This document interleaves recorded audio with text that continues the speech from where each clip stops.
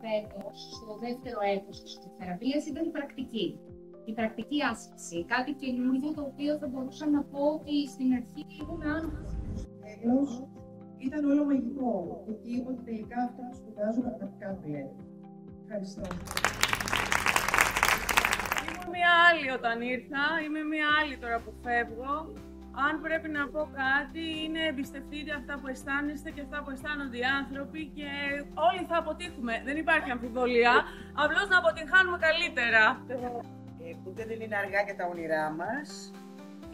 Να μην παίρνουμε πάρα πολύ σοβαρά τη ζωή και ότι εγώ προσωπικά που προτείνω και στους υπόλοιπους, αυτό που κάνω στη ζωή είναι αυτό.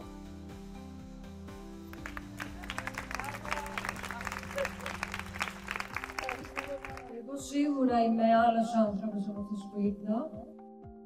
Ευχαριστώ πάρα πολύ τους θεραπευτές μου, τους φοιτητές μου. Ήτανε δίπλα μου πάντα και με στήριζαν. Και εύχομαι σε όλους να βρουν τον εαυτό τους. Ήρθα εδώ και βρήκα μια ωραία οικογένεια, μια ζεστή φωλιά. Μπορείς να αναπτυχθείς σαν άνθρωπος και να βιώσεις περισσότερο τις ανθρώπινες σχέσεις και μια διαφορετική προσέγγιση.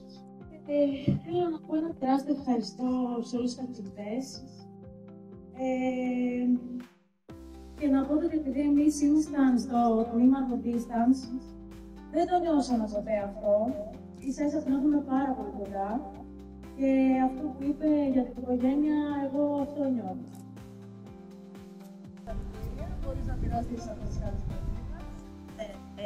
Θα ήθελα να πω ότι πραγματικά η Μαρία έχει δημιουργήσει ένα πρόγραμμα και έχει φέρει κοντά πάρα πολλούς ανθρώπους που δίνουν τη σωστή κατεύθυνση με πολύ δημιουργικό τρόπο. Και πραγματικά είμαι ευγνώμων για αυτό και για τους καθηγητές και τις καθηγήτριες και για τα κορίτσια που ήμασταν μαζί και τα 3 χρόνια. Και δεν έχω να πω βασικά κάτι άλλο. Είμαι πραγματικά πολύ χαρούμενη για το ταξίδι. Αυτό ήταν πολύ δημιουργικό. Ευχαριστώ.